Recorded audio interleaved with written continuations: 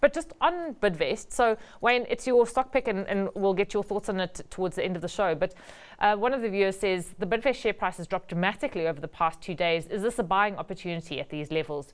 And at what point would the panel want to enter and buy these shares if one wants to hold them for the long term? So, David, would you? Okay, Wayne. Yeah, I think ask Wayne. He's going to tell you in any case. Okay. Yeah, I'll tell you now. Then David can waffle more at the end of the program. You'll have more time. Look, the biggest mistakes I've made in investments, luckily enough, most of them eventually did pay off, was to try and catch a falling sword. Where a company hits a bad patch and the share price collapses, and I buy too soon. So I'm fully aware that Bidvest might be one of these, but normally I've made these mistakes with truly cyclical companies.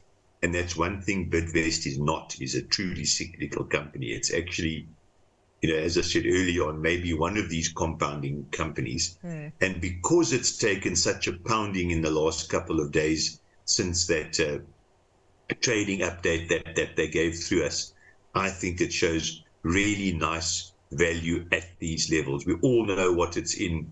We might not realize it, but we touch a Bidvest product or a Bidvest service virtually every day of our lives. When you look at their results, let's call it the services side actually did well. The problems were almost outside of that particular area.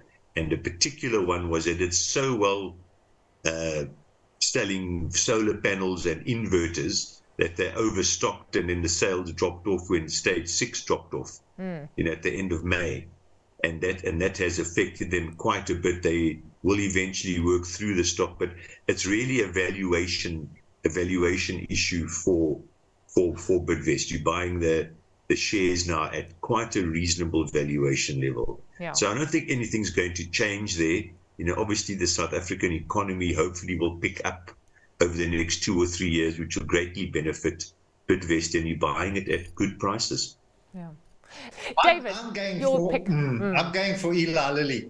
I just think this is a big industry.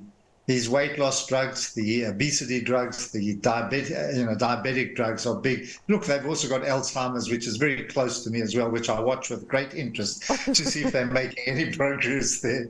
I wouldn't have said you've displayed any signs yet of Alzheimer's, so we'll tell you. So I think this is going to be a bigger industry than we imagine in the pharmaceutical side. And the numbers being brandished about, which I don't want to quote because I'm probably going to get wrong, don't dismiss it. And I think the consequences of this are significant as well. In other words, it can have issues in other industries. Yeah. Okay. That's it. That's it. We have to leave it there. We have to cut you short. David, Wayne, thank you very much for joining us this evening. Great to chat to you as always. David Shapiro is from Sasfin Securities. Wayne McCurrie is from FNB Wealth Investments. And coming up next, the close. Stay with us.